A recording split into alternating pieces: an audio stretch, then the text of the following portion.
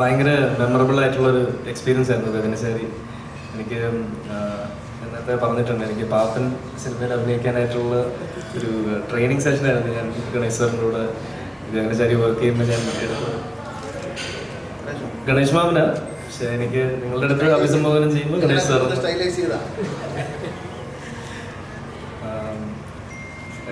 സെറ്റിലുള്ള കളിതമാശകളും കോവിഡിൻ്റെ ഒരു വളരെ എല്ലാവരും സ്ട്രെസ്ഡ് ആയിട്ടിരിക്കുന്ന ഒരു സമയത്തായിരുന്നു ഞങ്ങൾ ഷൂട്ട് ചെയ്യുന്നത്. അപ്പോൾ അതിൻ്റെ എല്ലാ ഒരു സ്ട്രെസ് ബസ്റ്റർ ആയിട്ടുള്ളൊരു വേദിയായിരുന്നു ഗഗനചാരിയുടെ ഷൂട്ടിംഗ് സെറ്റ് എന്ന് പറയുന്നത്.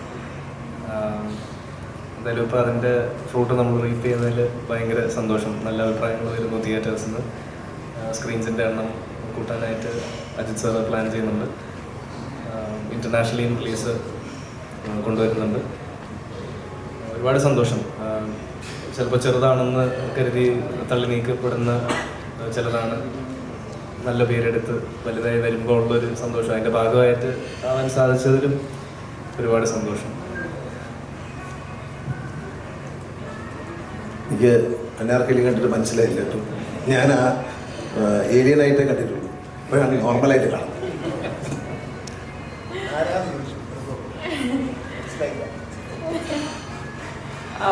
ഗഗനചാരി പറഞ്ഞ പോലെ ഷൂട്ട് ചെയ്യുന്ന സമയത്തൊക്കെ സിനിമയ്ക്കകത്ത് കാണുന്ന കളി തമാശയൊക്കെ ആ ഒരു ഷൂട്ട് ചെയ്യുന്ന സമയത്തും കുറേ ഉണ്ടായിരുന്നു.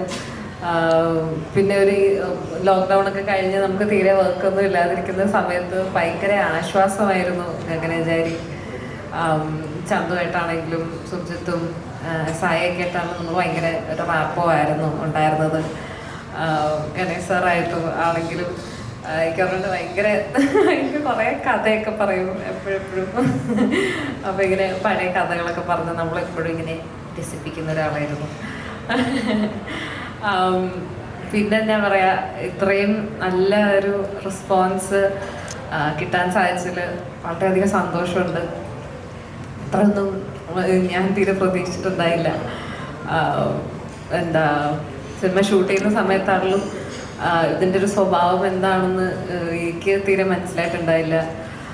പിന്നെ ആദ്യം ഇതിൻ്റെ ഒരു ഫൈനൽ പ്രൊഡക്റ്റ് കാണുമ്പോഴാണ് അയ്യോ ഇത് ഭയങ്കര രസമുള്ളൊരു പടമാണല്ലോ എന്ന് മനസ്സിലായത്.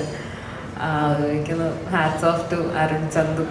കാര്യം പുള്ളിയുടെ ഡെഡിക്കേഷനും ഹാർഡ് വർക്കും ഇത്രയും നാളത്തെ ഒരു കാത്തിരിപ്പുമാണ് ഗഗനചാരി എന്ന് എനിക്ക് തോന്നുന്നത്. Thank you.